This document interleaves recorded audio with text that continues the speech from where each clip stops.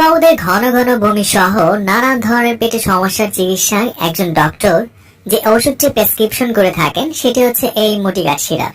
সাসপেনশনটি বাজারে নিয়ে এসেছে 1 নম্বর ওষুধ কোম্পানি স্কয়ার ফার্মাসিউটিক্যাল লিমিটেড। আর 1 চামচ ওষুধে আছে ডমপিরিডন 5 মিলিগ্রাম। ছোট শিশুদের সাধারণ একটা সমস্যা হচ্ছে ঘন ঘন ঢেকুর তোলা বা বমি করা। অনেক সময় ঘুমের মধ্যেও অনেক শিশু বমি করে ফেলে। এরকম বমি বা বমি বমি ভাবজনিত সমস্যা শিশুর নানান কারণে হতে পারে। সেটা পেটে গ্যাস থাকলে বা পেট ফাঁপা থাকলেও বমি হতে পারে। এছাড়া বাহিরের বা দোকানের বিভিন্ন ধরনের উল্টা পাল্টা খাবার খেলেও বমি হতে পারে।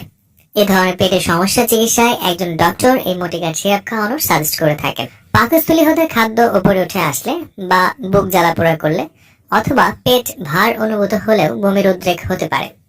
এরকম পরিস্থিতিতে মোটিগার্ড সাসপেনশনটি খাওয়ানো হয়ে থাকে।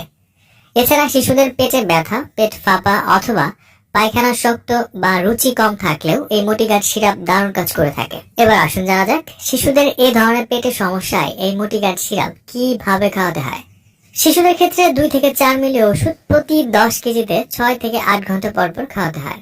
ওষুধের সঠিক ডোজ পেতে অবশ্যই আপনার ডাক্তারের পরামর্শ নিয়ে ওষুধ সেবন করাতে হবে, কারণ তিনি আপনার শিশুর শারীরিক কন্ডিশন দেখে সঠিক ডোজটি নির্ধারণ করে দিতে পারবেন।